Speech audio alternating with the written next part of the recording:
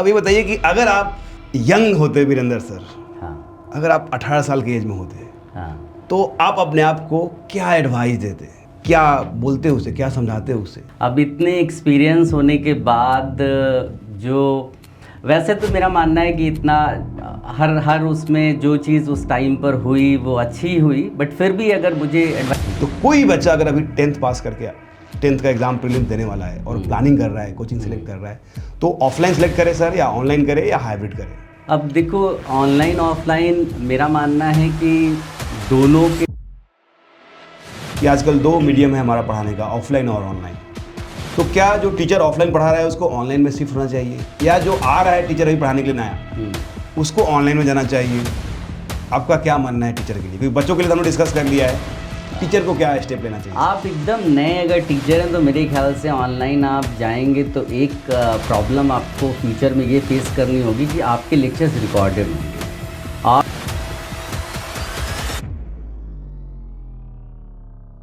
आपकी ज़िंदगी एक बुक और उस पर अगर आप अपनी ऑटोग्राफ लिखना चाहें तो क्या होगी आपकी ऑटोग्राफ, उसमें क्या एडवाइस होगी आपकी? देखो, मेरा मानना है कि इंसान को खुश रहना बहुत ज़रूरी है ना। आप किसी भी फेज़ में लाइफ के हो, अगर आप खुश तो सक्सेसफुल हो गए आप। तो बस नहीं, आप अब ये रियलाइज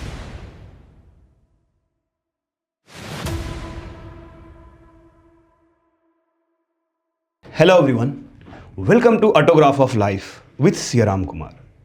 इस शो में हम लोग गेस्ट की पर्सनल एक्सपीरियंस से सीखने की कोशिश करते हैं, क्योंकि मेरा मानना है रियल लर्निंग हम रियल एक्सपीरियंस से ही सीख सकते हैं। आज के इस एपिसोड में हमारे वेरी स्पेशल गेस्ट हैं वीरेंद्र यादव सर, जिन्हें केमिस्ट्री पढ़ाने की मोर देन 20 इयर्स का टीचिंग एक्सपीरियंस है, जो जेई एंड नीट के लिए केमिस्ट्री पढ़ाते हैं।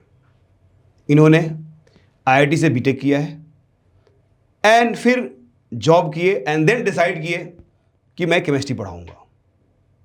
तो वेलकम करते हैं हम लोग वीरेंद्र यादव सर को। Hello Virendra sir, welcome to our show. Hello. So आपसे मैं ये पूछना चाहूँगा कि आपकी जो जर्नी है आईआईटी से एक केमिस्ट्री पढ़ाने की 20 साल की एक्सपीरियंस, ये पूरे एक्सपीरियंस को अगर आप ऑडियंस को बताना चाहें कि कैसा रहा आपकी जर्नी, तो प्लीज़ बताएं सर। अगर इसको मैं मतलब एक वर्ड में बोलना चाहूँ तो फैंटास्टिक।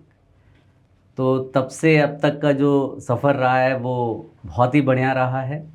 तो उसमें कोई वैसा रिग्रेट वे में नहीं है कि मैं किसी चीज़ को वो बोलूँ। थोड़े बहुत ऊपर नीचे चीज़ें तो होती हैं, बट मोस्टली ये मेरे लिए एक फैंटास्टिक जर्नी थी। वाओ। सो ये बताइए, सिंस आपको अपनी एक लंबी जर्नी आपने पारी खेली है, अब ये बताइए कि अगर आप यंग होते वीरेंद्र सर, हाँ अगर आप 18 साल की एज में होते हाँ। तो आप अपने आप को क्या एडवाइस देते, क्या बोलते उसे, क्या समझाते उसे? ठीक है। अब इतने एक्सपीरियंस होने के बाद जो वैसे तो मेरा मानना है कि इतना हर उसमें जो चीज़ उस टाइम पर हुई वो अच्छी हुई, बट फिर भी अगर मुझे एडवाइस देनी ही है तो मैं ये बोलूँगा अपने आप को कि कंसिस्टेंट रहना ज़रूरी है। देखो, मेरा ये मानना है कि no one can beat talent. अगर टैलेंट के साथ हार्डवर्क आ जाए ओके। तो वो सुपर हो जाता है। तो बहुत सारे टैलेंटेड लोग हैं, बट वो उस तरह से उनके साथ उनको हार्डवर्क के साथ उनकी फ्रेंडशिप कम होती है, वो लेज़ी होते हैं।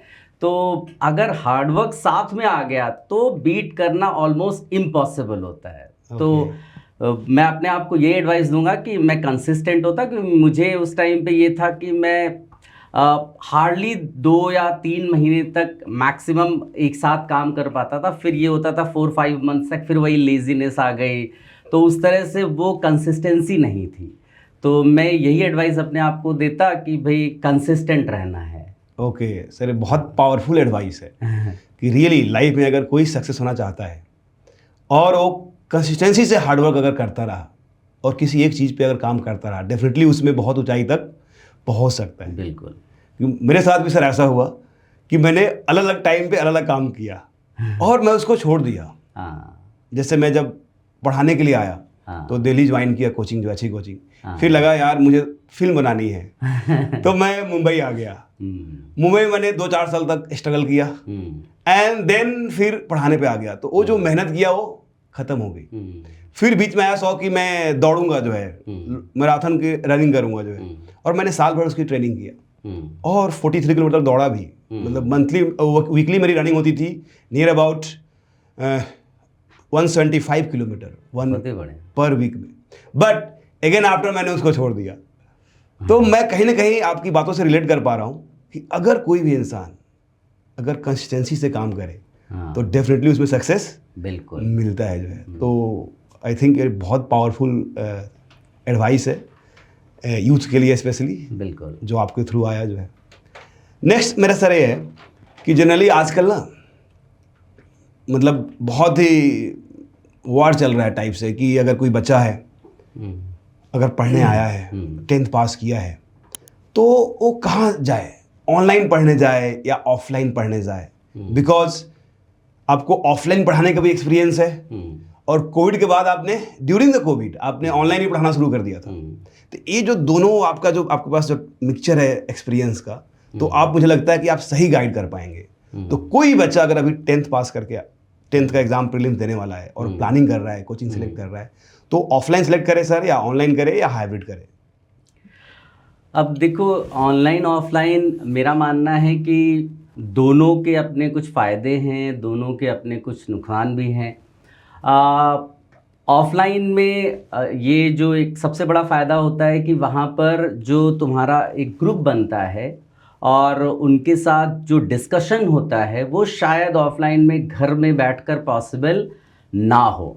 एक तो सबसे बड़ा एडवांटेज। टीचर्स में तो कैसा है, देखिए टीचर गाइडेंस प्रोवाइड कर सकता है। मेरा मानना है कि अगर स्टूडेंट जो है अपने में अगर वो इनकरेज्ड है, उसके अंदर एंथू है वो काम करने का, तो वो डेफिनेटली कर लेगा। टीचर्स के थ्रू उसको अच्छे नोट्स मिल जाते हैं। जो काम जो है टीचर ने लेटर से 10 साल में किया, एक अच्छा टीचर बनने के लिए मेरा मानना है कि 10 साल कम से कम लगते हैं। तो अगर किसी टीचर ने 10 साल में कई बुक्स पढ़ी हैं, वो सब आप 1 या 2 साल में नहीं पढ़ सकते हैं। तो वो सारे नोट्स आपको मिलते हैं, फिर आपको अपना काम करना होता है। तो ऑफलाइन क्लासेस में शायद वो पीयर ग्रुप, एक जो उनका फ्रेंड सर्कल बनेगा जिसमें डिस्कशन होने के चांसेस ज़्यादा हैं। और उसके नुकसान में ये हो सकता है कि अगर जो बच्चा है वो सेल्फ मोटिवेटेड नहीं है, तो उस केस में फिर वो जो पेरेंट्स हैं शायद वो नज़र उस तरह से उस पर नहीं रख पाएंगे। अब वो वहाँ जा कर के, क्योंकि होता क्या है यूजुअली कि ऑफलाइन क्लास में लेटर से 60-70 स्टूडेंट्स का जो बैच है, उसमें यूजुअली ऐसा देखा गया है कि जो ज़्यादा बच्चे जो इंटरैक्ट करते हैं टीचर से, टीचर्स भी उनसे ही इंटरैक्शन ज़्यादा रखते हैं। हो सकता है शुरू में, जो एज अ टीचर मैं मानता हूँ कि शुरू में हम पूरी कोशिश करते हैं कि सारे बच्चों से बात करें, बट स्लोली अब कोई एक बच्चा जो बिल्कुल शांत बैठा हुआ है और कोई एक बच्चा बहुत इंटरैक्ट कर रहा है, तो नेचुरली मेरा इंटरैक्शन उसके साथ होगा जो मुझसे बात कर रहा है जी। तो उस केस में कई बार क्या होता है कि बच्चा स्लोली पढ़ना शायद छोड़ देता है। बट ऑनलाइन में एक फ़ायदा ये है कि एक तो उसको ट्रैवलिंग का टाइम सेव होता है, क्योंकि नॉर्मली 1 से 2 घंटे ट्रैवलिंग में वेस्ट होते हैं, तो ट्रैवलिंग का टाइम सेव होता है। और उसके अलावा जो पेरेंट्स हैं वो भी बच्चे पे नज़र रख सकते हैं कि वो बच्चा क्या कर रहा है, जब क्लासेस चल रही तो उस मोमेंट पे वो कैसे इंटरेक्शन करता है, अगर टीचर से इंटरेक्शन हो भी रहा है, और उसके बाद क्या होमवर्क मिला है, वो भी शायद ज़्यादा अच्छे से नज़र रख सकते हैं एज़ कम्पेयर टू ऑफलाइन। और प्लस जो टाइम सेव होता है, ट्रैवलिंग टाइम हो या जो भी टाइम सेव होता है, उसको वो सेल्फ स्टडी के लिए यूटिलाइज कर सकता है। तो आपने बहुत अच्छा एडवाइस दिया है सर। बट इसमें इसी से रिलेटेड डाउट है मुझे कि जनरली ये इंडिया में आजकल फेमस हो रहा है कि लोग ऑनलाइन में तो सिर्फ ऊपर से पढ़ाते हैं, मतलब उतना डेप्थ देते नहीं है। बिकॉज उतनी डेप्थ तक जाना, बच्चे जो है इंस्टेंट स्क्रीन चेंज कर लेते हैं, कहीं और चले जाते हैं। तो ऑफलाइन में जो ऑफलाइन टीचर है उनका मानना है कि ऑफलाइन में हम बहुत डेप्थ पढ़ाते हैं, और जो बच्चे आ रहे हैं वो भी यही बोलते हैं। और ऑनलाइन में ऐसा नहीं होता है, वहाँ पे सिर्फ हम एक्टिंग करते हैं, शेरो शायरी मारते हैं ताकि हमारा इंगेजमेंट क्या रहे, मेंटेन रहे। मतलब हम ऑनलाइन में इंगेजमेंट में ध्यान रखते हैं और ऑफलाइन में हम रियल रिजल्ट पे ध्यान रखते हैं। तो सिंस आपको ये दोनों का एक्सपीरियंस है, तो आप इसको एक्सप्लेन करें सर, क्या ऐसा है? इसमें भी एक्चुअली सिलेक्शन ऑफ क्लासेस बड़ा इम्पॉर्टेंट है कि आप किस तरह से सिलेक्ट करते हैं। जी। तो सिर्फ उनके जो कोचिंग क्लासेस के जो ओनर्स हैं ऑनलाइन ऑफलाइन, वो ये क्लेम कर लें कि हमारे इतने सिलेक्शंस हुए हैं, सिर्फ इस पे नहीं जाना है। थोड़ा स्टूडेंट्स का फीडबैक आपको लेना। आपके आसपास ज़रूर ऐसे बच्चे होंगे जिन्होंने उन क्लासेस से पढ़ाई की होगी, ऑनलाइन ऑफलाइन दोनों में। उनसे आप एडवाइस लें कि वो कैसा वहाँ पर उनसे फीडबैक लें कि क्लासेस किस तरह का है, किस तरह से वो रन करते हैं। हाँ, ऑफ कोर्स ऑनलाइन क्लासेस में कई बार क्या होता है कि ऐसी क्लासेस जिसमें बहुत सारे स्टूडेंट्स एक साथ पढ़ रहे हैं, बिकॉज बहुत सारे स्टूडेंट्स पढ़ रहे हैं इसलिए फ़ी भी कम है। तो अगर आप फ़ी अफोर्ड कर सकते हैं तो आप ज़बरदस्ती उन टाइप की क्लासेस में मत जाएं। ऑनलाइन में ऐसे भी टीचर्स अवेलेबल हैं जो आपको जो है छोटे बैच साइज़ में 5 बच्चे, 6 बच्चे, 10 बच्चे मैक्स टू मैक्स वो रखते हैं। आप उनसे भी उनके पास भी जा सकते हो। उस केस में वो और वो भी रहता है कि वो जो 5, 10 ये बच्चे पढ़ाते हैं उनमें भी वो कैटेगराइज कर देते हैं। जैसे ही बच्चे का लेवल पता चलता है तो सेपरेट पढ़ाना शुरू कर देते हैं। मेरे ख्याल से बड़ी क्लासेस में भी जहाँ पर ज़्यादा बच्चे हो उनमें भी वो अलग अलग ग्रुप्स बनाकर रखते हैं। तो एज सच इतना कोई वो प्रॉब्लम नहीं आएगा। लेकिन अगर मान लीजिए कि बच्चा जो है उस कैलिबर का नहीं है तो यस ऑफ कोर्स उतने बड़े स्केल पे जब क्लासेस चल रही है ऑनलाइन की तो वहाँ पर उसके लिए बड़ा मुश्किल हो जाता है। ओके। तो मतलब आपका ये मानना है कि अगर ये पर्सनलाइज क्लासेस कहीं मिलती है, हाँ, तो इन दैट केस बच्चों को ऑनलाइन जाने में कोई दिक्कत नहीं है। बट अगर हम भीड़ में जा रहे हैं, हाँ, तो एट दैट टाइम प्रॉब्लम बिल्कुल होगी ही होगी, क्योंकि भीड़ में वो सारी चीज़ दी ही नहीं जाएगी। वही चीज़ दी जाएगी जिससे भीड़ इंजॉय कर सके। बिल्कुल। और उसे रियल एग्जाम क्रैक करना डिफिकल्ट होगा, बिकॉज डिफिकल्टी लेवल तो बहुत हाई होती है। नॉट ओनली जेई, नीट भी आजकल हाई लेवल की आ रही है। सो ये बहुत अच्छा एडवाइस रहा स्टूडेंट्स के लिए सर। इससे रिलेटेड मेरा ये है कि जनरली सर होता क्या है कि जहाँ तक आपने बात किया पर्सनलाइज क्लासेस की और ग्रुप की और फ़ी की बात किया, तो रियली जो है अगर कोई मतलब समझ लीजिए कि मीडियम बैकग्राउंड से है या पुअर फैमिली से है जो फ़ी अफोर्ड नहीं कर सकता है, क्योंकि ऑनलाइन आया क्यों, बिकॉज ऑफलाइन की फ़ी बहुत ज़्यादा था। बिल्कुल सही बात। And because of the online जो है लोग गाँव से रिक्शा चलाने वाले के, किसान के बच्चे जो है मिनिमम कॉस्ट में घर से रहे पढ़ पा रहे हैं। तो उन बच्चों के लिए आपका क्या एडवाइस रहेगा कि जो पर्सनलाइज नहीं पढ़ सकते हैं बिकॉज उतना पे नहीं कर पाएंगे, बट वो भीड़ वाले को सस्ते में तो सब्सक्रिप्शन ले सकते हैं, पढ़ सकते हैं, तो उनको क्या एडवाइस रहेगा कि ताकि वो इंगेजमेंट से बाहर निकल कर रियल अपने पढ़ाई पे फोकस कर सके? आपका एक्सपीरियंस से उनको क्या स्टेप लेना चाहिए सर? इस बात के लिए मैं उन सारे कोचिंग क्लासेस की तारीफ़ करूंगा जिन्होंने मतलब ये जो कोचिंग क्लासेस का दौर है इसको अफोर्डेबल बनाया। मतलब जो फ़ी पे नहीं कर सकते हैं 2 लाख 3 लाख उनके लिए वो 5,000 10,000 15,000 में पूरी प्रिपरेशन कराते हैं। अब बस इसमें देखना यही है कि जो बच्चा है वो सेल्फ मोटिवेटेड होना चाहिए। तो वो गरीब है अमीर है इससे ज़्यादा फ़र्क नहीं पड़ रहा है। अगर बच्चा सेल्फ मोटिवेटेड है तो उन ऑनलाइन कोचिंग क्लासेस में भी उनको स्टफ़ मिलता है। जैसा मैंने पहले भी बोला कि वो जैसे जैसे बच्चे का इम्प्रूवमेंट होता है, उनके मार्क्स आते हैं टेस्ट में, उसके हिसाब से वो उनको सेपरेट करते जाते हैं। तो अगर आप परफॉर्म नहीं कर रहे होगे तो फिर वो आप उस लेवल पे उस तरह से वो आपको सेपरेट ग्रुप में नहीं डालेंगे। तो फिर वो आप उसी का हिस्सा बनकर रह जाओगे जहाँ पर वो एंटरटेनमेंट कर रहे हैं और आप उससे खुश हो रहे हो। तो अगर वो आप सेपरेट बैच में चले गए तो आपको वो अच्छी बुक्स भी रिकमेंड करेंगे, आप सेल्फ स्टडी भी कर पाओगे, उससे डेफिनेटली आपका रैंक अच्छा ही आएगा। ओके, तो आप ये बोलना चाह रहे हैं कि अगर बच्चा कहीं का भी हो, गांव का भी हो, किसी भी फैमिली बैकग्राउंड से हो, बिल्कुल, अगर वो कोचिंग में अपने आप को मेहनत करके अगर अपने आप को अच्छे पोजीशन पे रख रहा है, बिल्कुल, तो उसको वहाँ भी अच्छी गाइडेंस मिलेगी और एग्ज़ाम क्रैक कर लेगा वो। डेफिनेटली। सो सिंस ऑलरेडी आप इतने साल 20 साल एक्सपीरियंस टीचर हैं और ये जो पॉडकास्ट है वो स्टूडेंट भी देखेंगे, पेरेंट्स भी देखेंगे, तो ये बताइए मुझे उन बच्चों को क्या गाइड देंगे जो अभी क्लास 10th का प्रीलिम्स दे रहा है और वो 11-12 में जेई और नीट का तैयारी का सोच रहा है, तो उसको इस समय क्या स्टेप लेना चाहिए? क्योंकि ऑलरेडी बोर्ड का भी एग्ज़ाम आने वाला है, प्रीलिम्स दे रहा है और आगे जेई नीट है, तो इस समय वो क्या स्टेप लेगा कि आगे चलकर जब वो किसी कोचिंग में ज्वाइन करेगा तो एट दैट टाइम उसको सही गाइडेंस मिले और उसका ग्रोथ होता रहे। बिकॉज आते बच्चा जब ज्वाइन करता है, मैक्सिमम बच्चे डीमोटिवेट जाता है, लगता है कि यार मुझसे तो होने वाला ही नहीं है, तो आता बहुत जोश में है, बट बाद में उसका मोटिवेशन ख़त्म हो जाता है और जोश ख़त्म हो जाता है। तो क्या स्टेप्स होना चाहिए बच्चों का, या कोई अगर पेरेंट्स इसको देख रहा है तो पेरेंट्स अपने बच्चों के लिए क्या सोचे सर? Yes sir. बिल्कुल। तो अभी जो इस समय 10th स्टैंडर्ड में है, अगर बोर्ड बहुत ही नज़दीक है तो आपको इस समय और कुछ नहीं करना, आपकी बोर्ड की प्रिपरेशन करनी है। बट जो लेट अस से 10th में, अभी 9th में और 10th में जाने वाले हैं, वो अपनी, या इवन जो 9th स्टैंडर्ड में 9, 10th सब में थोड़ी सी अपनी अप्रोच बदलनी है। आज के टाइम पे जैसा आप जानते हैं, अब जो टॉपर्स इस समय निकल रहे हैं, अगर आप उनसे बात करें तो वो 7th स्टैंडर्ड से प्रिपरेशन कर रहे हैं, 6th स्टैंडर्ड से प्रिपरेशन कर रहे हैं। तो वो क्या कर रहे हैं एक्चुअली में?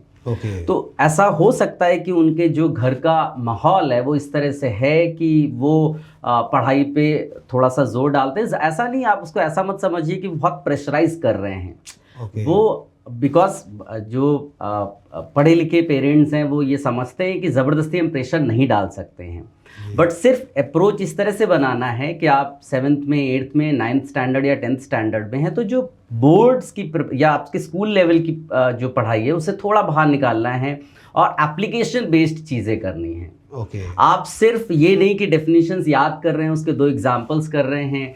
आपको करना क्या है कि आपको ये समझना है कि अगर हम इसको कहीं रियल लाइफ में या कहीं पर भी अप्लाई करेंगे तो वो कैसे करें, या इवन न्यूमेरिकल्स या क्वेश्चंस कर रहे हैं तो आप एप्लीकेशन बेस्ड चीज़ें करिए, रादर देन सिर्फ आप मेमोराइज कर रहे हैं। तो आप 7th में, 8th में, 9th में, 10th में किसी में भी हो, आप इस तरह से प्रिपरेशन करिए। आप अपने आप को प्रेशराइज मत करिए, आप जितना कर सकते हो उतना ही करिए। फिर जब आप 11th में पहुँचेंगे तो शायद ज़्यादा कंफर्टेबल फील करेंगे।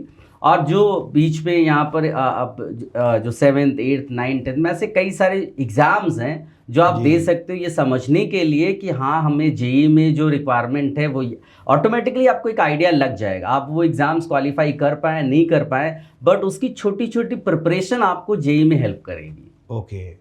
तो सर आपका ये मानना है, जो आपके बातों से पता चला, कि अगर कोई बच्चा 6-7 क्लास से ही अगर वो कंसेप्चुअल वाइज लर्निंग कर रहा है, हो बिल्कुल, अगर एप्लीकेशन बेस्ड लर्निंग कर रहा है, हो सिर्फ रट्टा नहीं मार रहा है, रियल लाइफ में उसकी यूटिलाइज कर रहा है, बिल्कुल, तो 11th में आते आते उसकी माइंडसेट ऐसी हो जाएगी कि वो बिल्कुल क्रैक कर लेगा। हाँ, बट ऐसा बच्चा जो नहीं किया है और वो 11th में आ गया, क्योंकि मैं ऐसे भी बच्चों को देखा हूँ सर कि जिसको 10th तक पता ही नहीं है कि मतलब उसको जेईई क्या होता है और मतलब एनआईटी क्या होता है, आईआईटी क्या होता है, ये नहीं पता है। बस उसको पता है कि इंजीनियरिंग मेडिकल होता है, उसका तैयारी करने का कोई ड्रीम नहीं था, बट उसने अच्छे रैंक से आया है, टॉप 100 में आया हुआ है। जो क्लास 10th के बाद 11th में डायरेक्ट जब कोचिंग क्लास में आया तो उसको पता चला कि अच्छा ऐसा एनआईटी होता है, ऐसा आईआईटी होता है, और उसने क्रैक किया है। लास्ट पॉडकास्ट में ऐसे ही बच्चे को बुलाया था जिसकी ऑल इंडिया रैंक 126 है एंड जेईई मेंस में ऑल इंडिया रैंक 106 है।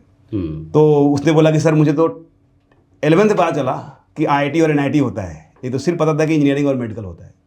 तो ऐसे बच्चे को आप क्या एडवाइस देंगे अपने एक्सपीरियंस से, कि जिसको, क्योंकि ये उसको अंदर जैसे ही कोचिंग में आएगा उसको फियर आएगा कि बच्चे तो 7th क्लास से पढ़े हुए हैं, बिल्कुल, तो उन बच्चों को क्या एडवाइस देंगे, बिकॉज मैक्सिमम संख्या उन्हीं की है जो है। Yes sir. तो देखो, अभी जैसे अभी मैंने बताया जो 7th, 8th, 9th, 10th में वो बेसिक चीज़ें करते हैं तो ठीक है। अगर 11th पे पहुंचते हैं, देखो आज के टाइम पर ये तो डेफिनेटली है कि अगर मैं आज से 10 साल पहले की बात करूं और आज की बात करूं, जैसे मेरे केस में मैं जब 12th स्टैंडर्ड में था तब मेरे टीचर ने बताया कि हाँ आईआईटी जैसा कुछ होता है। उन्होंने बोला कि आप पढ़ने में बहुत अच्छे हो तो आप आईआईटी की प्रिपरेशन क्यों नहीं कर रहे हो। तो मुझे तो मालूम ही नहीं था, क्योंकि मेरा फैमिली बैकग्राउंड ऐसा नहीं था कि वहाँ पर जो है लोग बताते हो इस तरह से। तो तब मुझे पता चला तो मैंने ड्रॉप लेकर प्रिपरेशन की।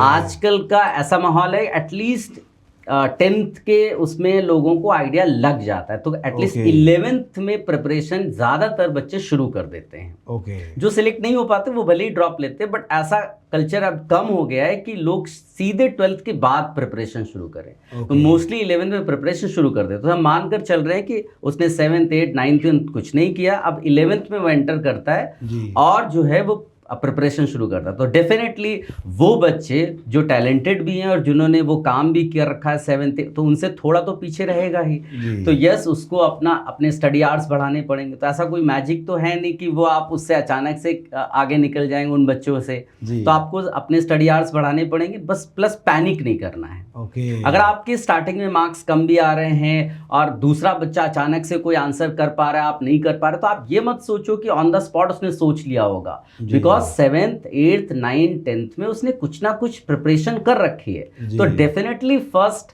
3 मंथ्स 4 मंथ्स वो आपसे आगे होगा। ओके। फिर लेकिन स्लोली जब आप पिकअप करोगे, आप चीज़ें करोगे, आपने स्टडी आवर्स बढ़ाओगे, आप ये ऐसा तो है नहीं कि 7th 8th 9th 10th में बहुत ज़्यादा सिलेबस है। जी। तो वो चीज़ें आप आराम से शुरू के 3-4 मंथ्स में कवर कर लेते हो। ओके। तो और ऐसा भी हो सकता है कि हर चैप्टर में शुरुआत में हो सकता है थोड़ा बहुत आप पीछे हों, बट धीरे धीरे जैसे चैप्टर में सिलेबस प्रोग्रेस करेगा तो आप डेफिनेटली, अगर आपने काम किया है तो आप उससे बेटर कर पाओगे, या एटलीस्ट उसके जैसा तो कर ही पाओगे जो टैलेंटेड भी है और 7th 8th 9th 10th में काम भी कर रखा है। काम भी कर रखा है। ओके। तो स्टडी आवर्स आपको बढ़ाने ही पड़ेंगे अगर आपको मैच करना है।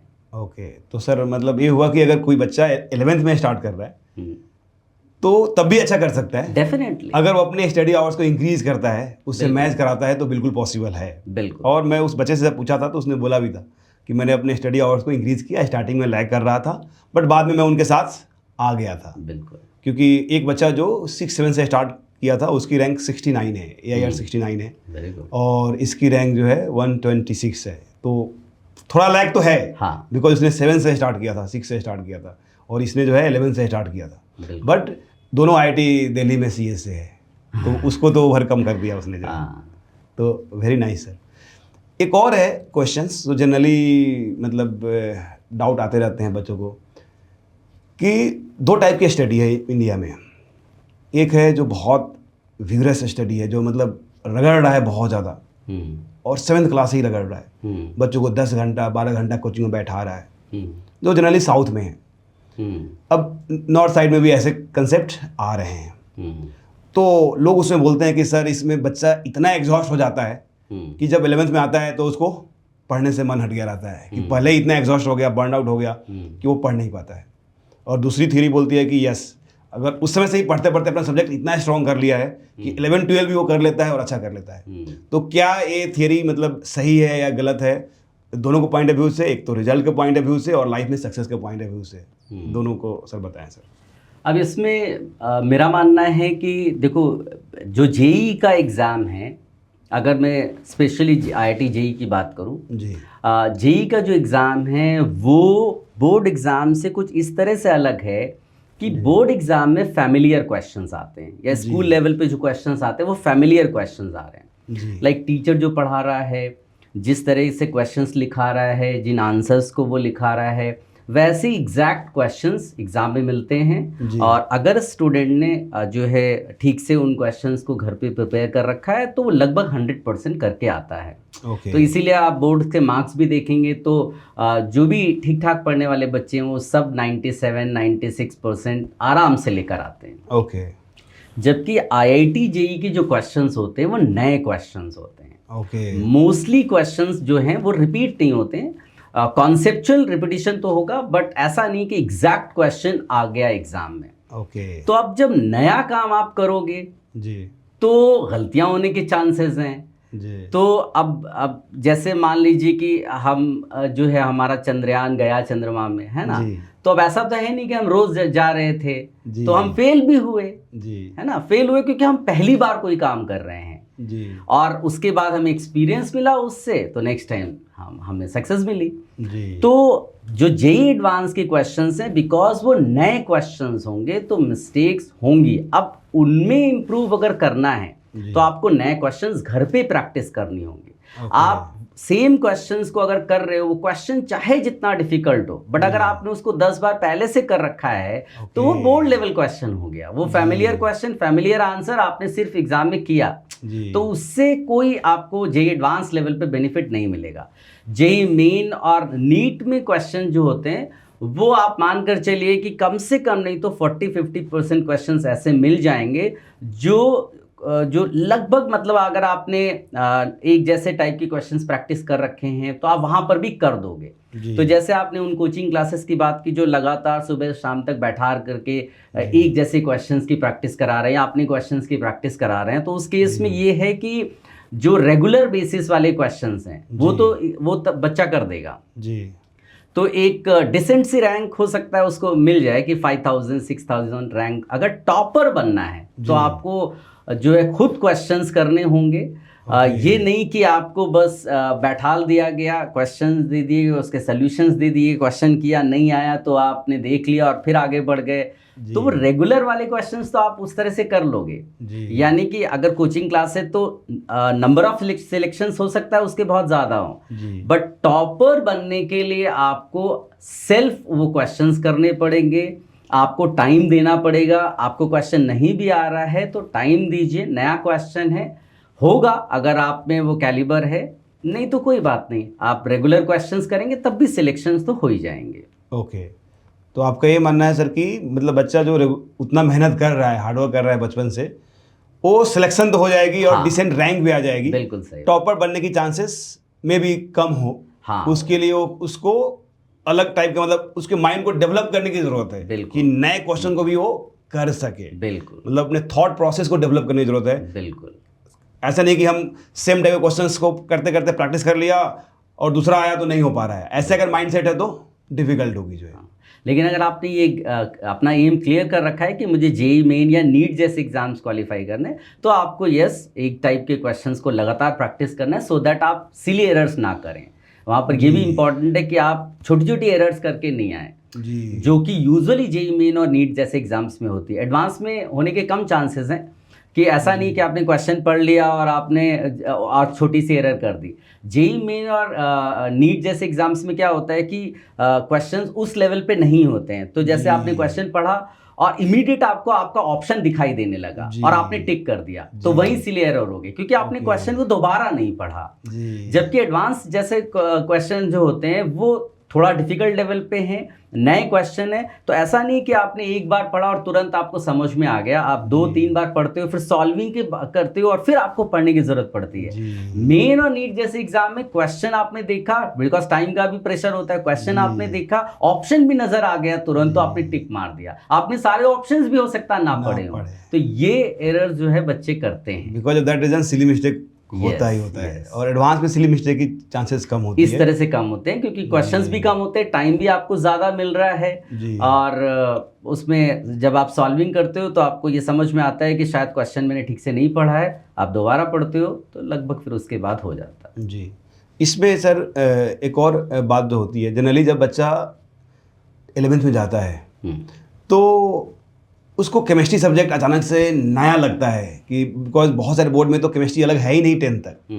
मतलब साइंस है जिसमें केमिस्ट्री आ जाता है और मैथ अलग से होता है। बिल्कुल, तो बच्चों को मैथ पढ़ने की हैबिट होती है। बिल्कुल, केमिस्ट्री जब सब्जेक्ट देखता है, इसमें भी फिजिकल, ऑर्गेनिक, इनऑर्गेनिक देखता है, तो बोलता है कि ये क्या आ गया जो है, और बच्चों को डिफिकल्टीज होती है और बहुत सारे बच्चे केमिस्ट्री हेट करना शुरू कर देते हैं।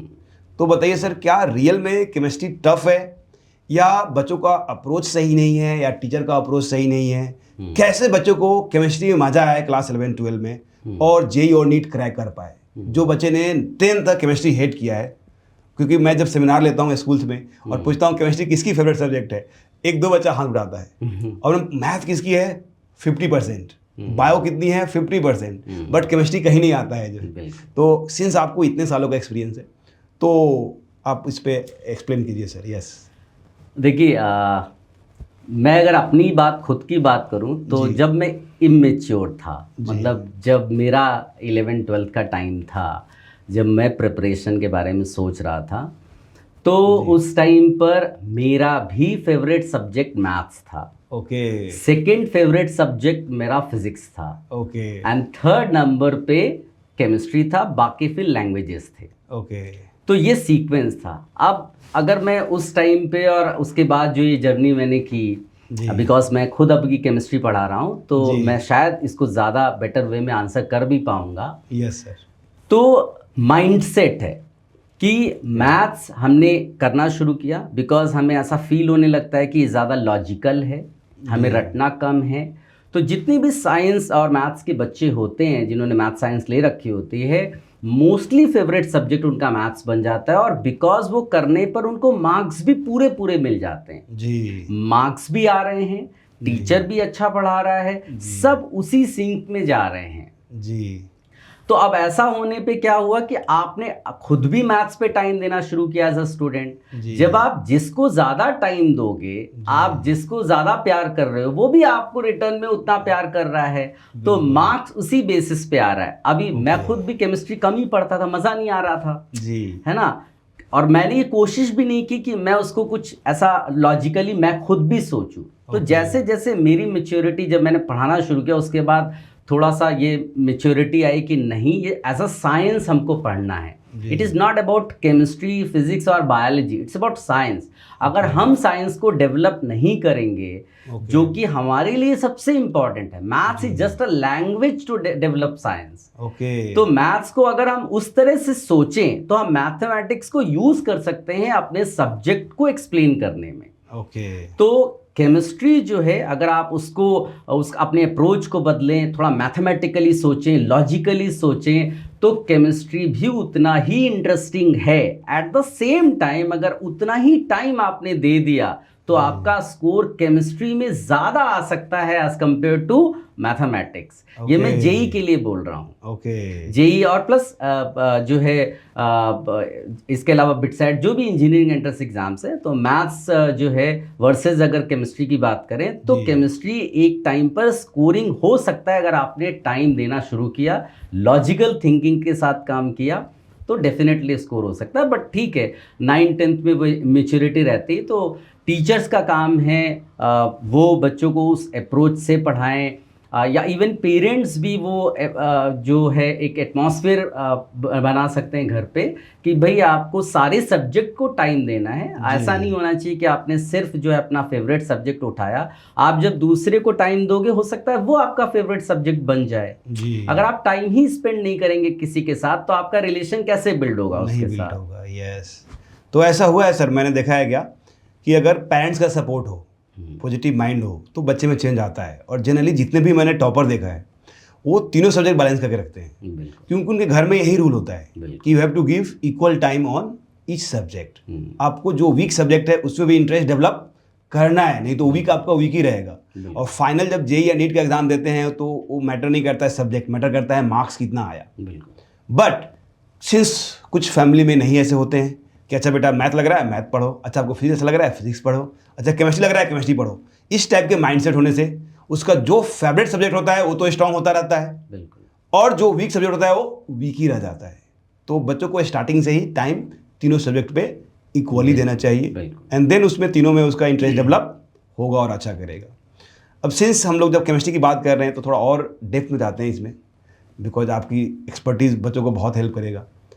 कि सिंस केमिस्ट्री में 3 पार्ट है, फिजिकल, ऑर्गेनिक, इनऑर्गेनिक, एंड आप तीनों पढ़ाते हैं, तो आपसे बेहतर कोई नहीं एक्सप्लेन कर पाएगा कि क्या तीनों को पढ़ने की माइंडसेट सेम है या डिफरेंट है।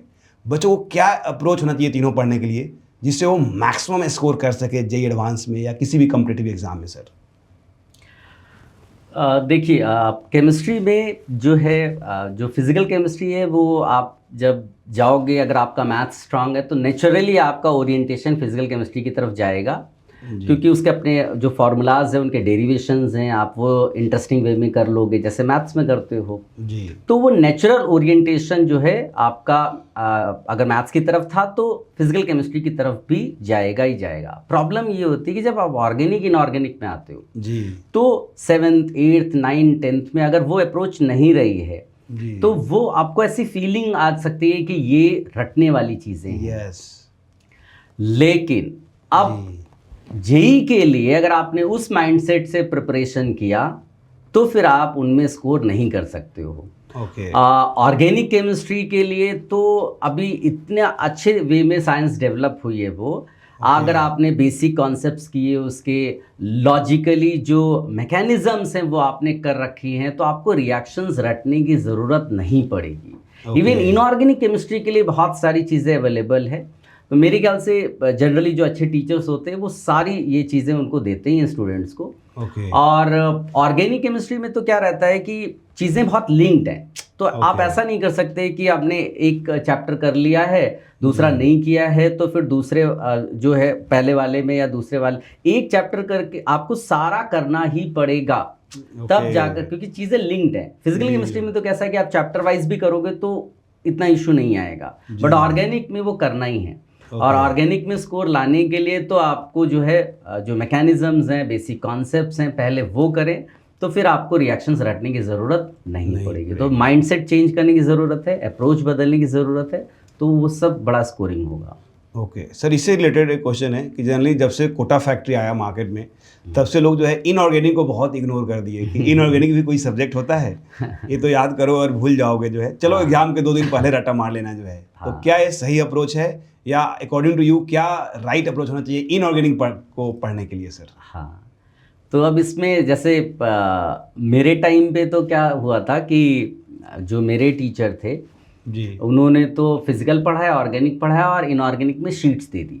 ओके। हाँ, तो वो पढ़ाया भी नहीं। जी। और हमारा भी माइंडसेट था कि अभी ये यार छोड़ो, भी रटने वाला है। जी। वो तभी की बात करो जब इमेच्योर था, मैं ये मानता हूँ, है ना। ओके। फॉर्चुनेटली तब इनऑर्गेनिक के क्वेश्चंस भी कम आते थे। जी। अब वो जो पेपर सेटर्स हैं वो समझ गए हैं कि जी। प्रिपरेशंस किस तरह से हो रही है, तो उन्होंने जो नंबर ऑफ क्वेश्चंस हैं वो भी बढ़ा दिए हैं। जी। तो अब बिकॉज इनऑर्गेनिक के क्वेश्चंस अब आने लगे हैं, जी। आप 33% तक क्वेश्चंस इनऑर्गेनिक के पूछे जाते हैं, तो आप अब उसको इग्नोर नहीं कर सकते हैं। ओके। हाँ, उसको भी पढ़ना है और माइंडसेट चेंज करके पढ़ना है। जहाँ पर लॉजिक्स हैं उन लॉजिक्स के बेसिस पे उसको पढ़ना है।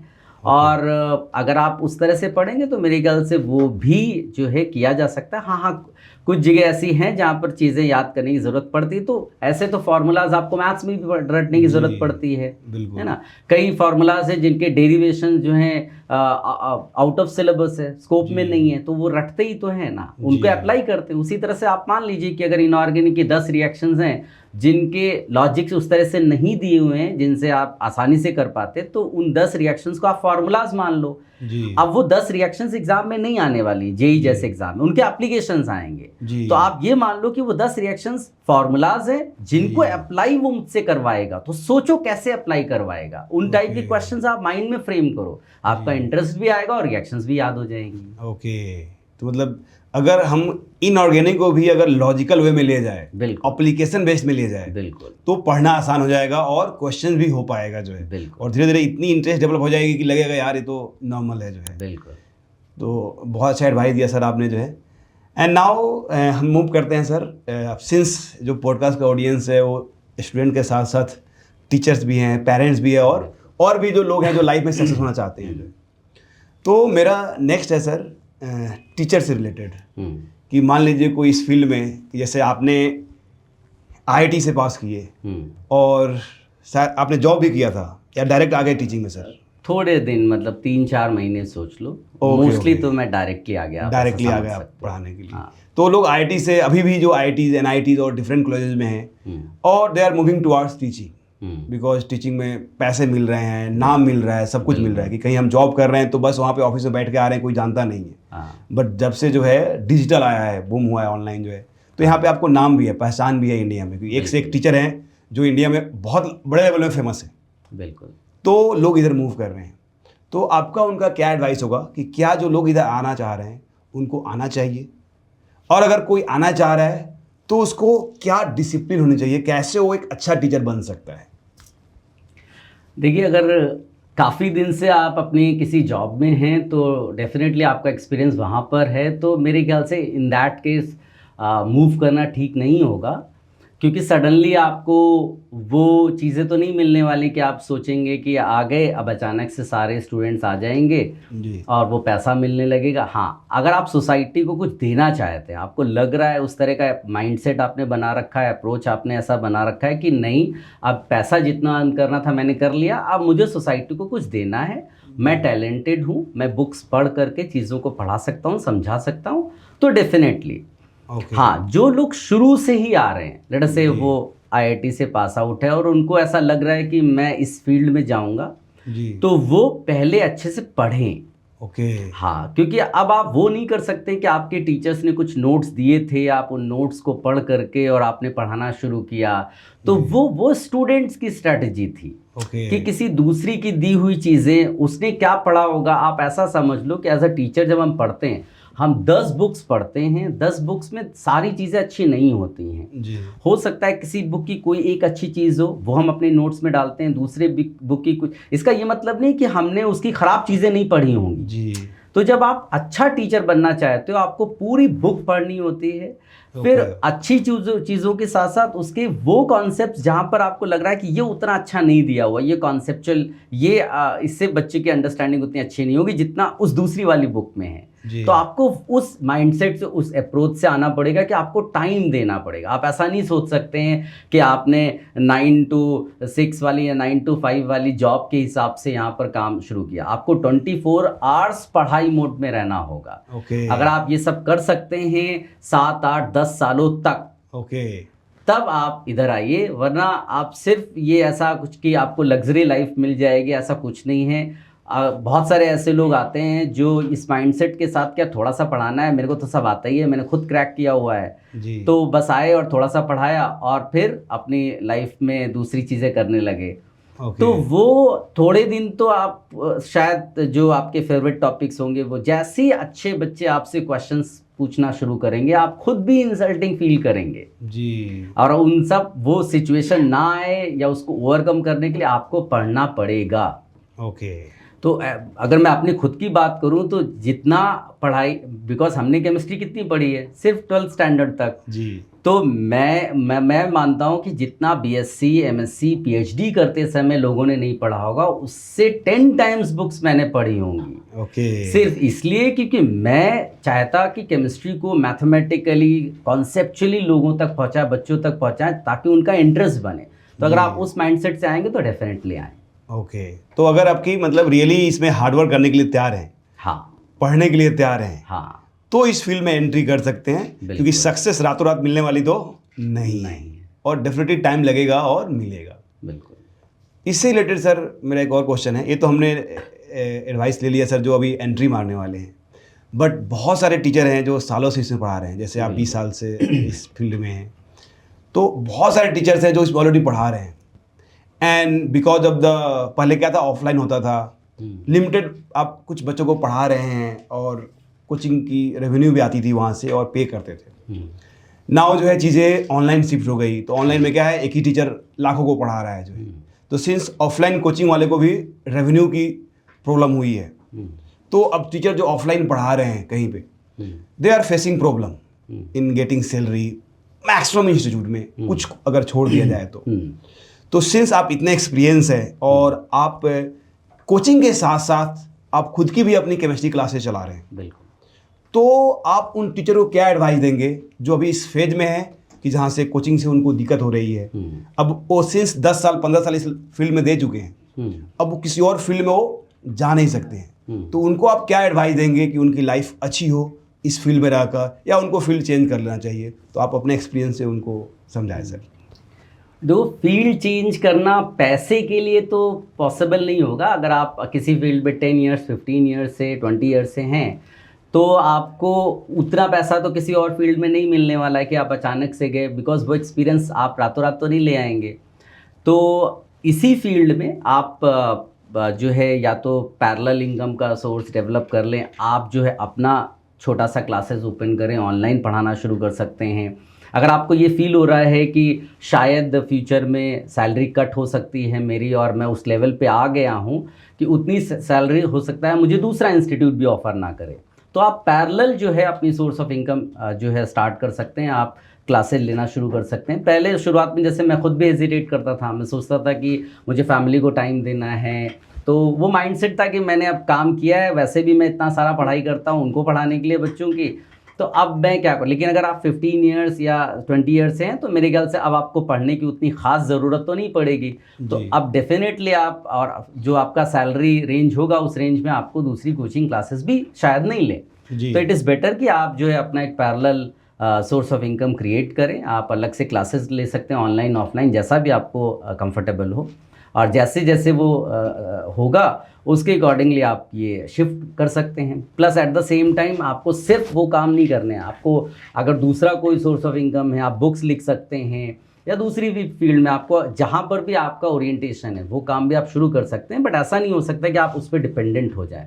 जिस चीज़ पे आपका एक्सपीरियंस है, आपकी जो प्राइम इनकम होगी वो वहीं से होने वाली है। ओके ओके, तो मतलब अगर सिर्फ इसी पे डिपेंडेंट है तो दिक्कत हो सकती है। अगर आपने कोई पैरेलल इनकम या साइड में कोई इनकम अगर हमने डेवलप कर दिया धीरे धीरे, बिल्कुल, छोटा सा काम स्टार्ट कर दिया, बिल्कुल, तो आने वाले समय में हो सकता है कि वो यहाँ से ज़्यादा हो जाए और आप बैलेंस कर पाएंगे। बिल्कुल।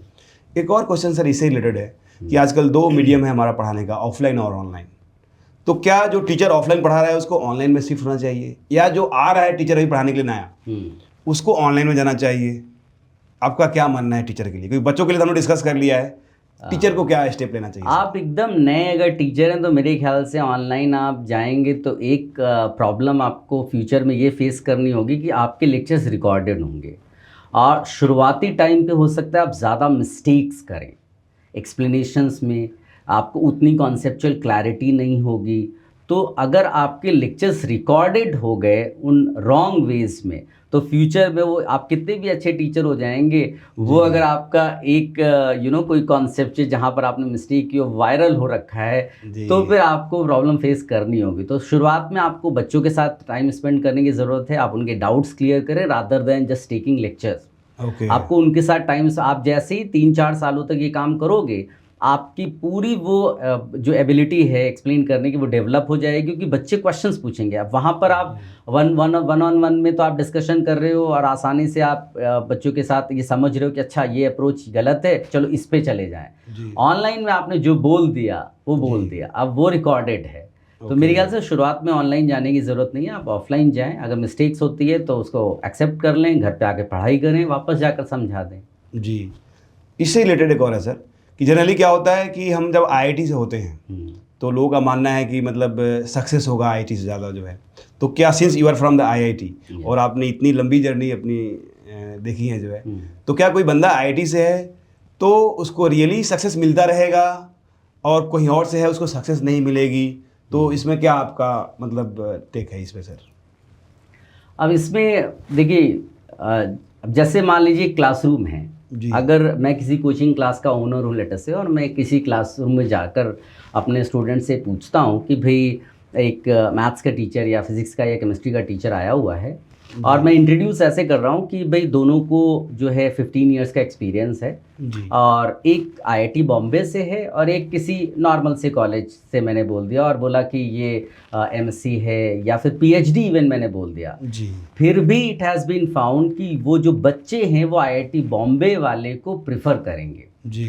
लेकिन ये सिर्फ एंट्री पॉइंट है कि आपको शुरुआत में इसका फ़ायदा मिला जो उसको नहीं मिल पाया जिसने बीएससी एमएससी पीएचडी किया हुआ है। तो आईआईटी बॉम्बे वाले को स्टार्टिंग में फ़ायदा हुआ जी। बट अगर आपको ये गलतफहमी हो गई कि बस मेरा आईआईटी बॉम्बे का टैग या किसी भी आईआईटी का टैग होने से मुझे बाद में एक्सेप्टेंस मिल जाएगी, तो नहीं। अगर उस दूसरे टीचर को भी पैरेलली किसी ना किसी बैच में डाला जाए जी। और अगर उसकी जो अप्रोच है, एक्सप्लेनेशन जो एबिलिटी है वो आपसे बेटर हुई तो स्लोली जो है वो बच्चे उसकी डिमांड करना शुरू कर देंगे। तो आपके पास कोई भी टैग हो, आपको कंसिस्टेंसी रखनी है। आप पहले अच्छे रहे होंगे लेकिन अगर आप पढ़ाई नहीं कर रहे हो एज अ टीचर भी आपको पढ़ के जाना है। मैं खुद भी जो है जब भी मेरा कोई क्लास होता है मैं क्लास से 15 मिनट्स पहले अपने नोट्स रिवाइज करता हूँ कि मुझे किस वे में पढ़ाना है। ऐसा रैंडमली मैं कुछ भी नहीं पढ़ा सकता। मुझे मालूम होना चाहिए कि आज की क्लास में मुझे यहाँ ये पॉइंट्स कवर करने हैं। इतने एक्सपीरियंस के बाद केवल ये आइडिया रहता है कि इसके बाद बच्चे मुझसे ये क्वेश्चन पूछने वाले हैं और अगर नहीं पूछते हैं तो फिर रिवर्स मैनर में मैं पूछता हूँ कि तुम लोगों ने ये क्वेश्चन क्यों नहीं किया है। तो एक्सपीरियंस टीचर का ये फ़ायदा रहता है कि आप इस तरह से अगर बच्चे नहीं भी पूछ रहे हैं तो भी वो पूछते हैं। तो आईआईटी का टैग होना और एक नॉन आईआईटी सिर्फ एंट्री पॉइंट पे है, उसके बाद तो आपको परफॉर्म करना ही पड़ेगा। सो एंट्री पे तो बिल्कुल बहुत एडवांटेज है, बट ओवरऑल लाइफ में सक्सेस के लिए तो आपकी जो हार्डवर्क है, आपका जो अप्रोच है वो मैटर करता है। Okay sir. तो सर मेरा एक क्वेश्चन है जो जनरली ऐसा हुआ था कि मैं 2010 से पढ़ा रहा हूँ हम्म, तो स्टूडेंट लाइफ से ही मैं पढ़ा रहा हूँ, बीटेक फर्स्ट ईयर से। तो 2019 लास्ट में आते आते ऐसा लग गया था कि यार अब मैं नहीं पढ़ाऊँगा, कुछ और करूँगा। कि किसी फील्ड में ऐसे रिसर्च है कि 10 सालों में आपकी एक्सपर्टीज अच्छे लेवल तक डिसेंट हो जाती है, बट आप 20 साल से कर रहे हैं काम। तो ये कैसे आपने अपने आप को 20 ईयर्स तक मोटिवेटेड रखे और आगे भी मोटिवेटेड रखेंगे जो है, तो क्या है इसकी सीक्रेट, क्या है, बताइए सर। देखिए इसमें बहुत सिंपल सी बात है कि जैसे मान लीजिए कि आप अपने जो भी रिलेशंस में हैं कहीं पर, तो नए रिलेशंस बनने का ये मतलब नहीं कि पुराने रिलेशंस को आप छोड़ दें, है ना। तो अगर लेटर से आपने कोई काम 10 साल 15 साल 20 साल किया हुआ है तो इस आप नया काम करें, उसमें कोई प्रॉब्लम नहीं है। जी। बट आप ये नहीं सोचिए कि ये काम पूरी तरह से छोड़ करके मैं पूरी तरह से वो दूसरा वाला काम करना शुरू कर दूं। ओके। आपको कितना भी ये फीलिंग्स आ रहा हो कि मैं दूसरे काम में शायद बहुत अच्छा होऊंगा, बट जो काम आपने 15 साल 20 साल किया हुआ है, जो एक्सपीरियंस आपने गेन किया हुआ है, वो सडनली आपको एक्सपीरियंस नहीं मिलने वाला है। तो आप काम करिए, दूसरे काम करिए, दूसरी फील्ड्स में कुछ करिए, बहुत अच्छी बात है। पैरेलली जब आपको लगने लगे कि आप जो है वो काम में ज़्यादा अच्छे हुए जा रहे हैं, तब आप पुराने काम को छोड़ सकते हैं। अब मोटिवेशन के लिए तो सिंपल सी बात है कि आपको अब जैसे मैं अपने स्टूडेंट्स को भी देखता हूँ, उनको भी एडवाइस करता हूँ, वो भी यही करते हैं कि सर अब ये लगातार इतने दिनों तक मैं प्रिपरेशन कर रहा हूँ, एक जैसे वे में प्रिपरेशन कर रहा हूँ, अब उतना मज़ा नहीं आ रहा, अब क्या करूँ। जी। तो ये चैलेंजेस आपको हर जगह हर टाइम पे मिलने ही वाले हैं।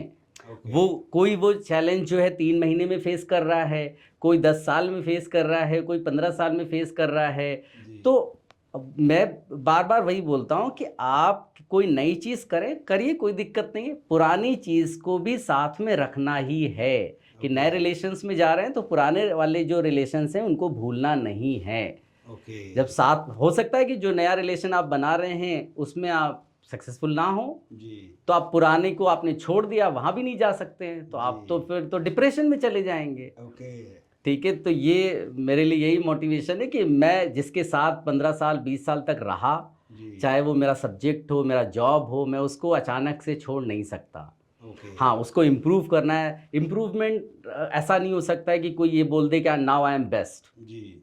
तो मैं कोई और नई बुक ढूंढता हूँ ओके। या किसी कोई ऑथर नया आता है इस फील्ड में, उसने क्या लिखा है उसको पढ़ता हूँ, फिर उसमें देखता हूँ कि क्या एरर्स हैं, उसने क्या किया है, कैसे किया। अगर मैं उसके कांटेक्ट में हूँ तो उसको बता सकता हूँ, जी। और नहीं तो एटलीस्ट मुझे तो आइडिया लगता है कि लोग क्या सोच रहे हैं, मेरे पढ़ने इतना एक्सपीरियंस लेने के बाद मैं क्या उन मिस्टेक्स को आइडेंटिफाई कर पा रहा हूँ। तो ये मोटिवेशन आपको मिलेगा ही मिलेगा, और हर चीज़ में आपको नया कुछ करने को मिलता ही है। ओके, तो मतलब मैं अगर कोई काम कर रहा हूँ उसमें ही अगर कुछ नया ढूंढने की कोशिश करूँ बिल्कुल तो भी लाइफ आसान हो जाएगी और मोटिवेटेड रहेंगे और एक्साइटेड रहेगी। बिल्कुल। या साथ में कुछ और नया काम कर रहे हैं, हाँ तब भी ऐसे बैलेंस हो सकता है चीजें जो है। बिल्कुल तो ये दो वे है जिससे हम अपनी गाड़ी को आगे बढ़ा सकते हैं। बिल्कुल। सर इससे रिलेटेड मेरे दिमाग में क्वेश्चन आया कि सिंस हम जब कोई भी काम करते हैं तो हर इंसान के लाइफ में कोई ना कोई हॉबी होती है। तो जब मैं रिसर्च कर रहा था तो पता चला कि आपको जो है पोएट्री की बहुत शौक है। तो ये पोएट्री की शौक आई कैसे और कैसे डेवलप किया आपने जो है सर? यस। थोड़ा बहुत तो शुरू में पढ़ता था, बट इतना वैसे अलग, बिकॉज जैसे जिनको साइंस या मैथ्स में इंटरेस्ट नहीं होता है वो दूसरी जगह ज़्यादा इंटरेस्ट दिखाता है। तो मेरा बिकॉज मैथ साइंस बहुत अच्छा था, तो मैं जो भी बुक्स पढ़ रहा था वो सब इन्हीं के उसमें रहता था। तो ऐसा नॉवेल पढ़ना या कुछ ऐसा पोइट्री की बुक पढ़ना इतना ज़्यादा कोई ख़ास इंटरेस्ट नहीं था। जी। यस, आईआईटी में जब मैं गया तो वहाँ पर थोड़ा बहुत मैंने पढ़ने के बारे में सोचा, प्लस वहाँ पर कवि सम्मेलन वगैरह होते थे तो उनमें गया मैं। तो लेकिन जो मेरे अंदर ये हॉबी जो एक्चुअल में डेवलप हुई है वो 2018 के आसपास से डेवलप हुई, जहाँ पर मैंने सोचा कि नहीं, मुझे प्रॉपर तरीके से पोइट्री को सीखना है और फिर कुछ करना है। तो ऐसा नहीं कि मतलब कुछ भी आया मन में और मैंने लिख दिया और उसको पोइट्री बोल दिया। तो मैंने पढ़ना शुरू किया, उसके उसके जो डिफरेंट वेज़ हैं उनके बारे में जाना। तो 2018 से लगा करके अब तक मतलब अलग अलग जो विधाएं हैं उसमें गीत है, गज़ल है, छंद हैं, ये सब में मैंने पढ़ाई की, पढ़ा और उसके हिसाब से फिर मैंने लिखना, शब्द तो आ ही रहे थे क्योंकि वो सडनली 2018 में मतलब कुछ भी ऐसा माइंड में आने लगा, कुछ लाइंस आने लगी रात में, मतलब अचानक से कुछ लाइन याद आई, उसको पेपर पे लिखा, बट वो उस सिस्टमैटिक वे में नहीं थी। तो Okay. जब मैंने पढ़ा कि भाई जो गज़ल है उसका फॉर्मेट क्या है, छंद का फॉर्मेट क्या है, गीत कैसे लिखे जाते हैं, जब मैंने वो सब पढ़ा तो फिर उसके बाद जो है वो अच्छे से लिख पाया। ओके। हाँ। तो सिंस आपकी एक्सपर्टीज है, ये एक डिफरेंट फील्ड है जहाँ पे लोग अपनी करियर बनाते हैं जो है, और ज़िंदगी की अलग के मोड़ है जो है, और आपने इतने सालों का एक्सपीरियंस होने के बाद आपने सोचा कि इसको भी मैं डेफ में सीखता हूँ। हाँ। तो बिल्कुल मैं चाहूँगा कि ऑडियंस आपसे ये सुने। तो मेरा नेक्स्ट क्वेश्चन है रिलेटेड उस क्वेश्चंस के आंसर्स। मैंने सुना कि आपने पोएट्री लिख रखी है उसकी जो है, तो जनरली होता क्या है सर, जब हम कोई भी काम करते हैं तो जनरली काम के दौरान स्ट्रेस आता ही है। देखते हैं जो लोग फील्ड में जॉब कर रहे हैं तो उसमें स्ट्रेस आती है, या बेसिकली स्टूडेंट है तो स्टूडेंट पढ़ रहा है तो जनरली होता है कि हम पढ़ रहे हैं, मार्क्स कम आ रहे हैं तो पेरेंट्स को लगता है कि पढ़ नहीं रहा है, तो पेरेंट्स प्रेशराइज करता है और बच्चा पढ़ रहा है। हो सकता है कि बिकॉज ऑफ द वो चीज़ें टफ है, इतनी आसानी से मार्क्स नहीं आने वाली है। तो इस स्ट्रेस से बच्चा कैसे ओवरकम हो सकता है? Yes sir. तो अब इसमें इसका आंसर देने से पहले मैं इसके उसमें मैंने एक मुक्तक लिखा हुआ था, वो सुनाता हूँ। जी सर। कि वो मानसिक तनाव को कम कर न पा रहे, वो मानसिक तनाव को कम कर न पा रहे, दिन रात पढ़ के भी न जिनके अंक आ रहे। कि दिन रात पढ़ाई कर रहे बट मार्क्स नहीं आ रहे हैं, उनका स्ट्रेस लेवल आप सोचिए। पेरेंट्स तो अलग बात है, रिलेटिव्स तो अलग बात है, उनका स्ट्रेस लेवल है कि वो मानसिक तनाव को कम कर ना पा रहे, दिन रात पढ़ के भी न जिनके अंक आ रहे, और क्या कुछ न किया उसने उसका दिल ही जानता, क्या कुछ न किया उसने उसका दिल ही जानता, मेहनत में कमी है सभी जिसको बता रहे। तो मतलब वो बच्चा दिन रात मेहनत करता है, वो जानता है, और कोई रिलेटिव आता है बस मार्क्स पूछता है तुम्हारे कितने मार्क्स आ रहे हैं, कैसा परफॉर्मेंस है, तो उसने कहा मान लो कि मेरे 100 में से 20 मार्क्स आए, तो सिर्फ मार्क्स के बेसिस पे उस रिलेटिव ने जजमेंट दे दिया कि आपका बच्चा पढ़ाई नहीं कर रहा है। अब उसके ऐसे स्टेटमेंट देने से पेरेंट भी समझ गया कि हो सकता है मेरा बच्चा सिर्फ बुक लेके बैठता हो, है ना, पढ़ाई नहीं कर रहा है, तो वो स्ट्रेस पास ऑन करेंगे उस बच्चे पे। तो अब बच्चे पे वो इतना ज़्यादा स्ट्रेस आ रहा है कि वो हो सकता है कि इतना सारा मेहनत कर रहा है और हो सकता है ये करते करते वो सक्सेसफुल भी हो जाए, बट उस जर्नी में अगर उसने गिव अप कर दिया, अब वो गिव अप किसी भी फॉर्म में हो सकता है, सुसाइड्स के कई केसेस आ गए हैं। तो ऐसी सिचुएशन में मैं तो हमेशा पेरेंट्स को एडवाइस करता हूँ, जब भी पेरेंट्स मेरे पास आते हैं और बोलते हैं कि जो है मेरा बच्चा पढ़ाई कर रहा है बट मार्क्स नहीं आ रहे हैं, तो उनको एडवाइस करता हूँ कि आप बच्चे पे प्रेशर नहीं डालिए, सिर्फ इनकरेज करना है। स्टूडेंट को सिर्फ इनकरेज करना है। अगर वो 1 घंटे पढ़ाई कर रहा है तो आप उसकी तारीफ करिए कि बहुत अच्छी बात है, मतलब आप तुमको पढ़ते हुए देख रहा हो, नहीं तो मेरे पड़ोस में, मतलब हमारे पड़ोस में वो जो बच्चा है वो तो दिन भर खेलता रहता है। उल्टा नहीं करना है कि तुम तो खेलते रहते हो, वो पढ़ाई कर रहा है।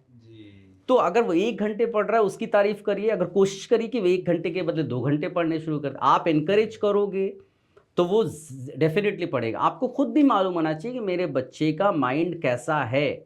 हो सकता है आपको 10th के मार्क्स के बेसिस पे ये लगने लगे कि मेरा बच्चा तो बहुत अच्छा है क्योंकि मार्क्स बहुत अच्छे हैं, but try to understand difference, JEE Main, JEE advance और बोर्ड एग्जाम। तो बोर्ड एग्जाम में मार्क्स आसानी से आते हैं, यहाँ मार्क्स इतनी आसानी से आते नहीं। यहाँ टैलेंट प्लस हार्डवर्क दोनों चीज़ें हैं। तो हो सकता है आपका बच्चा उतना टैलेंटेड ना हो जितना आपको लग रहा हो, और वो पहले 2-3-4 महीनों में पता चल जाता है।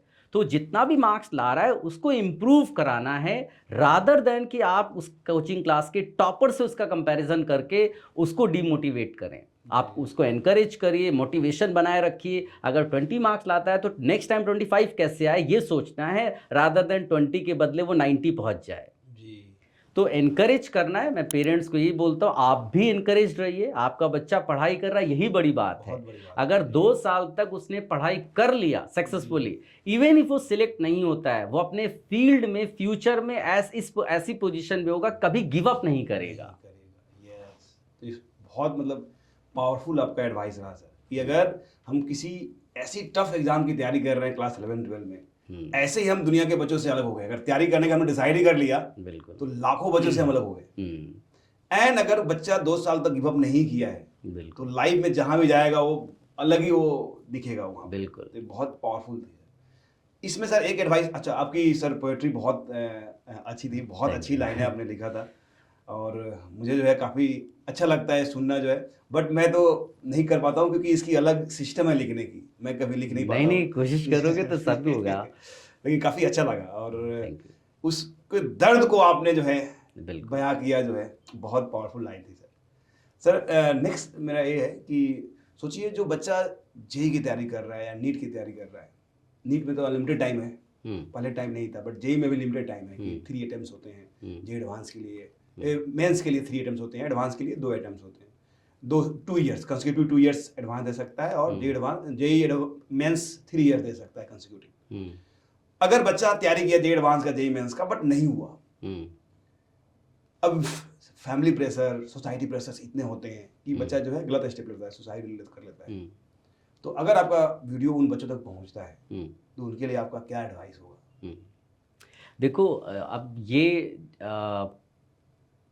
जो डिस्करेजमेंट है वो अलग अलग लेवल पे हो सकता है। मान लीजिए कि मैं बहुत अच्छा पढ़ने में हूँ, तो मेरी एक्सपेक्टेशन ये है कि मुझे आईआईटी बॉम्बे ही जाना है जी।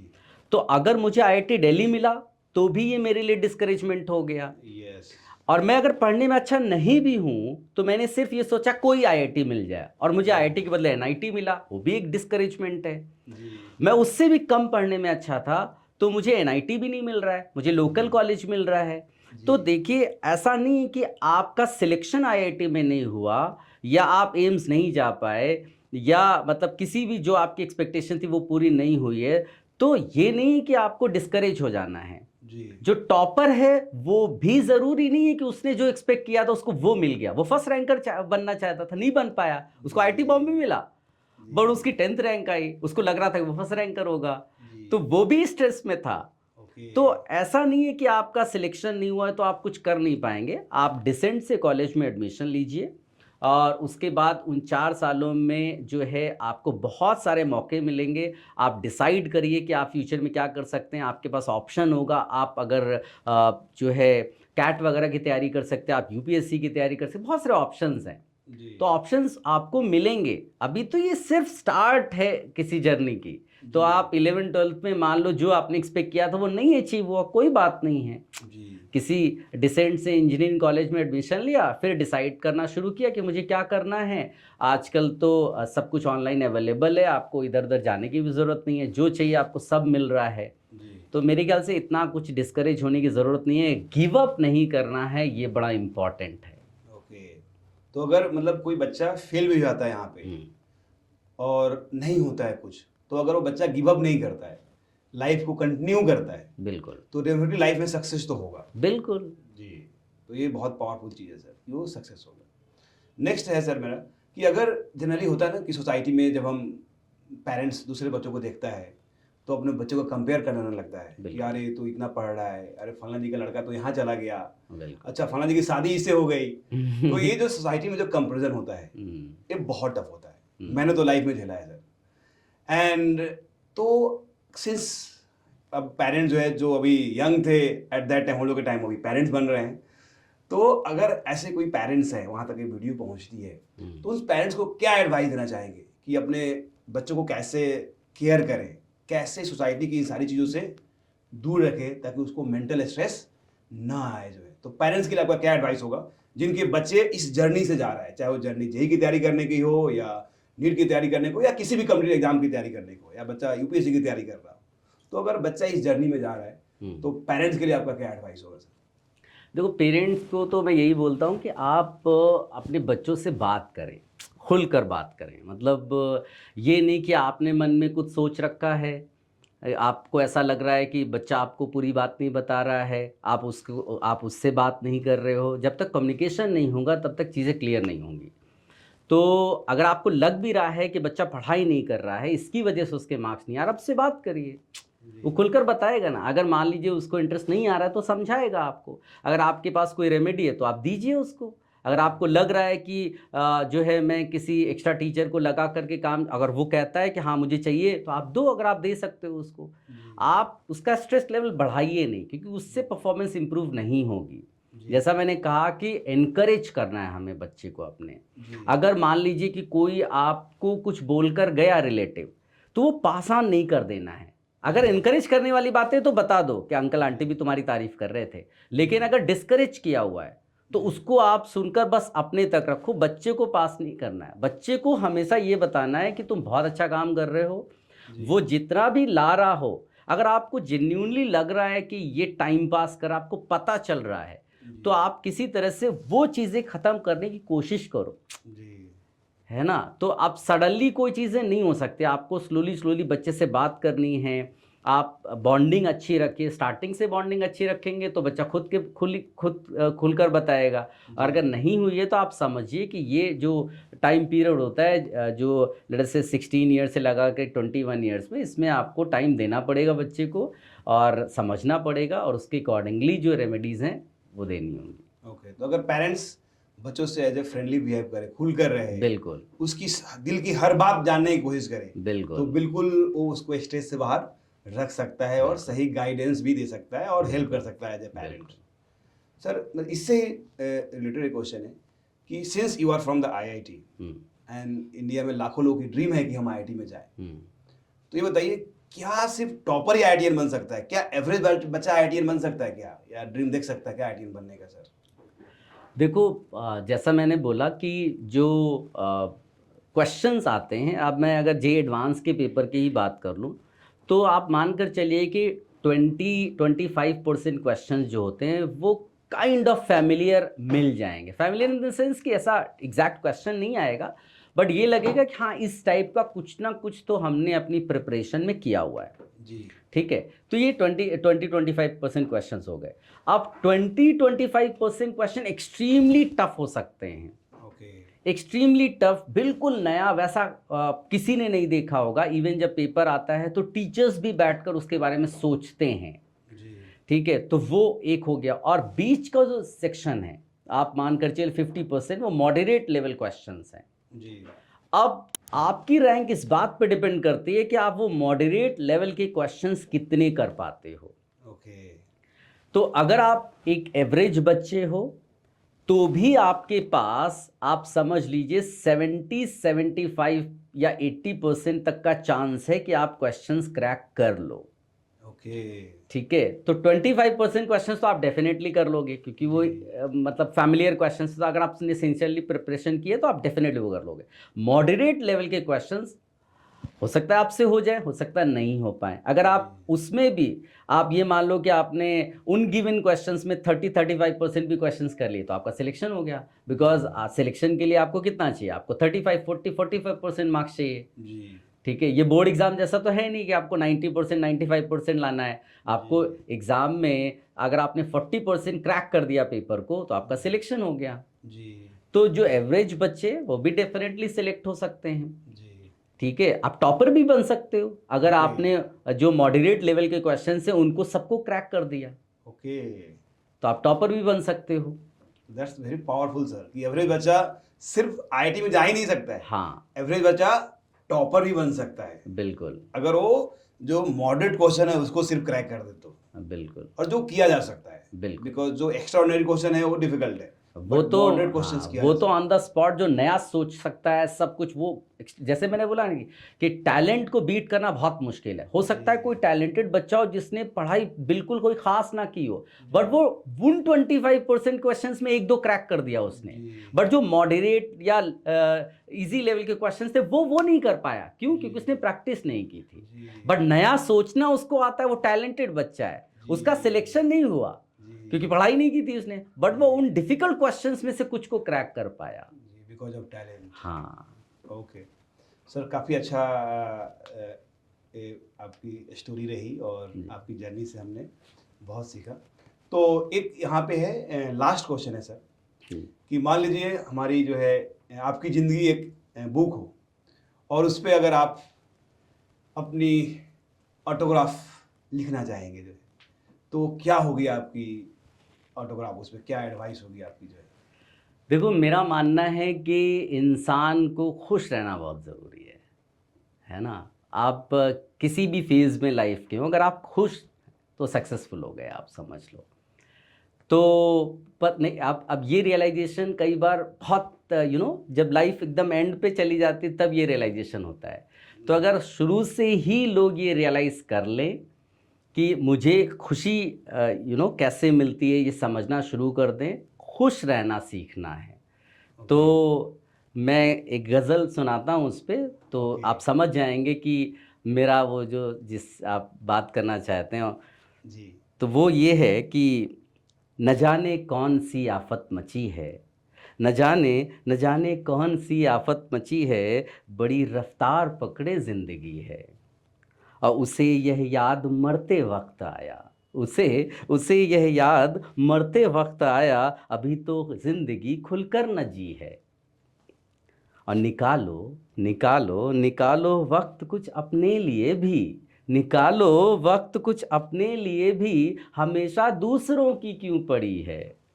और कहेंगे लोग क्या, कहेंगे लोग क्या, इस फ़िक्र पर तो हज़ारों ख़्वाहिशों की बलि चढ़ी है।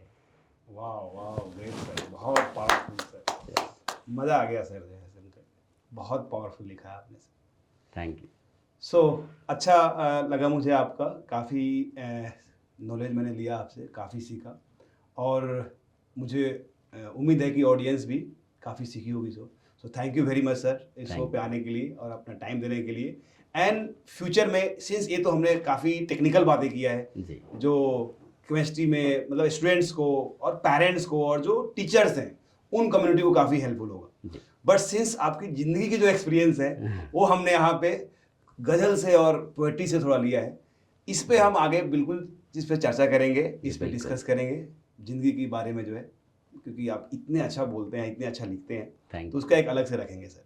So thank you very much sir. Thank you. So hello everyone, मैंने तो सर से काफ़ी अच्छा सीखा, बहुत कुछ सीखा जो लाइफ में इम्प्लीमेंट करूँगा, और मुझे उम्मीद है कि आपको भी कुछ सीखने को मिला होगा। आपको क्या सीखने को मिला कमेंट में ज़रूर लिखें, और आपको लगता है कि ये आपकी लाइफ चेंज कर रहा है और आपके जैसे आपके फ्रेंड्स की, आपके रिलेटिव की लाइफ चेंज कर सकता है, तो इस वीडियो को वहाँ तक शेयर ज़रूर करें, अपने उन रिलेटिव तक पहुँचाएं, इसको कमेंट करें, और ऐसे ही इंस्पायरिंग वीडियो देखने के लिए इस चैनल को सब्सक्राइब जरूर करें। मिलते हैं आपको हम नेक्स्ट एपिसोड में, तब तक के लिए अलविदा।